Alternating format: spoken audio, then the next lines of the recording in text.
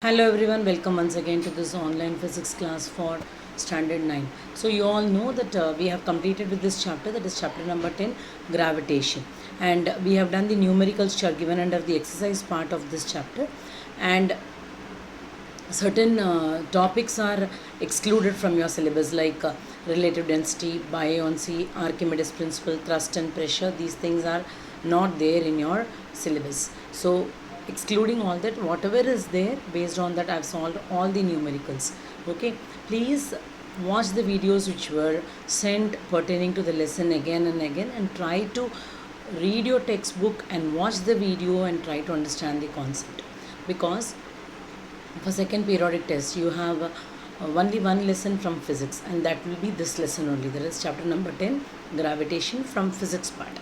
Okay, so you have got enough time, so start studying now itself. Okay, and in today's session there is one more question given in your textbook.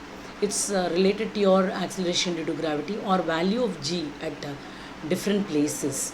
How does it vary? So for that you have to understand certain basic concepts related to this acceleration due to gravity. So we will learn about that in today's session. Okay, see, you all know the formula for small g. What's the formula for small g? It is small g is equal to capital G into capital M upon r square, where capital G stands for universal gravitational constant, and capital M stands for your mass of the earth, and r stands for radius of the earth.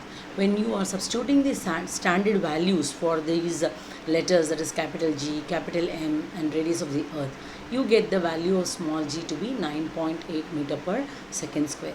And this was derived and shown in my previous videos when I was talking about acceleration due to gravity. Please watch that again and again so that the understanding becomes very easy.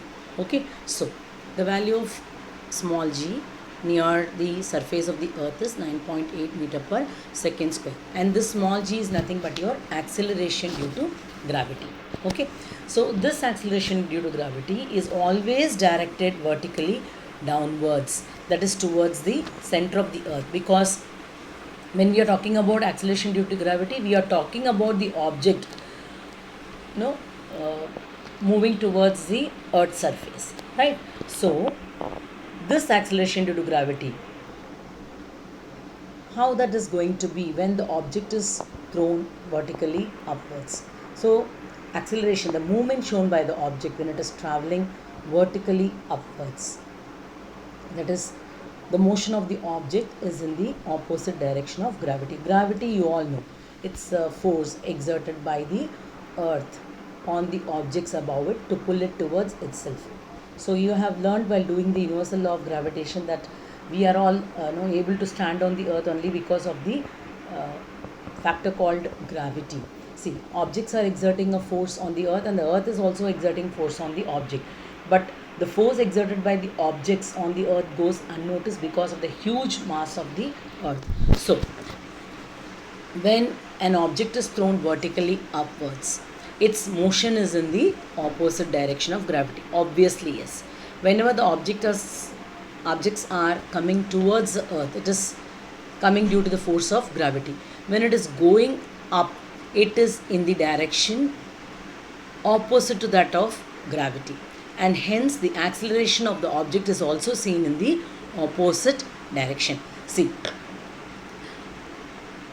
so when objects are thrown vertically upwards, its motion is in the opposite direction of gravity, and hence the acceleration is also in the opposite direction. Okay, therefore what about the velocity of the object which is moving in the upward direction? See, whenever you throw an object up, you can try this at home and see. Whenever you try to throw a ball in the upward direction, the pace that it shows when you throw that will not be seen when it is moving up. It will, the velocity of the ball which is moving in the upward direction will start decreasing. After it reaches a certain height, the velocity will become zero, and from that point only it will start coming down, that is towards the gravity.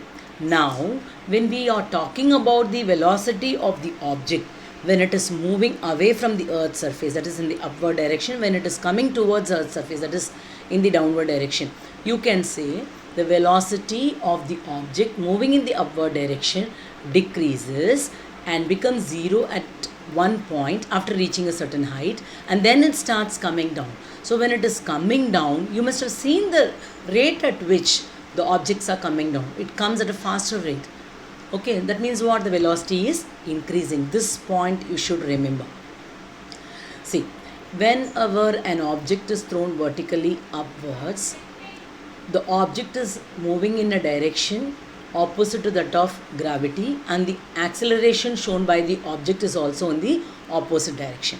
So what about the velocity of the object which is moving in the upward direction? The velocity of the object keeps decreasing, and at one point it becomes zero, and then it starts coming down.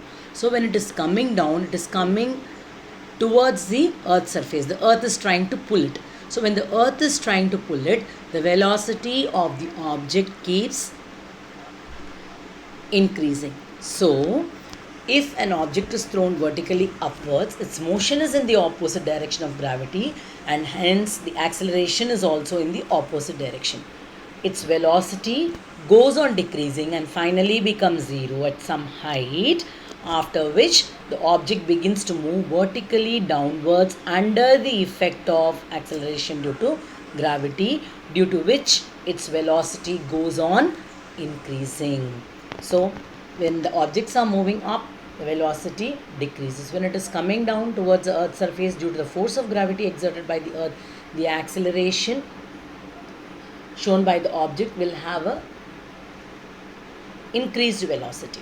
Okay, so I said there is a question given in your textbook. For that, you should understand about the value of g. You know the value of g on the surface of the earth, that is 9.8 meter per second square. Now you read. So when the object is going upwards, the velocity decreases. When the object is coming downwards, the velocity increasing.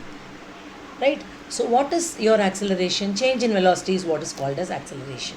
So when we are talking about objects moving in the opposite direction of gravity and the objects coming towards the earth's surface, it's the movement shown by the object is what is said to be your acceleration due to gravity. The object is, being pulled by the earth towards itself, right? So this value of g keeps changing at different portions of the earth. In your geography, you have learnt about the shape of the earth. The earth is flat at the poles, it's bulged at the equator. These concepts you have learnt. Normally, see, to know that, to understand the concept of value of g at different places, you should know the value of g keeps varying, right? So for that, first you should understand about the shape of the earth. See, we normally say the earth is spherical in shape. Actually speaking, it should be called as spheroid. Why? Because in your geography you have been taught, or you all know, the earth is flat at the poles and bulged at the equator. See the figures given here. The distance from the center of the earth towards the equator and towards the pole. You find the center, means the distance between the center and towards the equator, the radius will be more compared to the radius that is measured when we take from the center towards the pole. Because of this reason, we say the earth is spheroid. It's a spheroid. Okay, so never use the word round. Okay, when you're talking about moon, right? These are all three-dimensional figures, so you cannot call it as round. Okay, so the radius actually is increasing towards the equator when compared to the radius when it is measured towards the poles. So there is a question based on this. See, they have given you a question. Amit buys few grams of gold at the poles as per the instruction of one of his friends. He hands over the same when he meets him at the equator. Will the friend agree with the weight of the gold bought? See, this you have to answer with taking into consideration the value of g, right, or the shape of the earth here. See, I just now told you value of G keeps varying. So when you're talking about weight, we'll come to that later. Okay, let me not confuse you. So the question here is Amit buys few grams of gold at the poles. That means at the top portion, when he was at the top portion of the earth. As per the instruction of one of his friends, he hands over the gold, whatever he bought at the poles, when he meets him at the equator. Will the friend agree with the weight of the gold that is bought at the poles? That's a question. My answer would be no. The friend at the equator will not agree with the weight of the gold bought at the poles. What should be the reason? Okay, that we will learn in the next class. See, you may all say, I will trust a friend and all. See, when we are talking about gold, it's a costly metal and it's very precious. Obviously, whoever buys in comes, they will measure it and see once, weigh it and see once. So now, my answer, as I told you, the friend at the equator will not agree with the weight of the gold bought at the post. This means what? There is some variation seen in the weight of the gold bought. Why is that?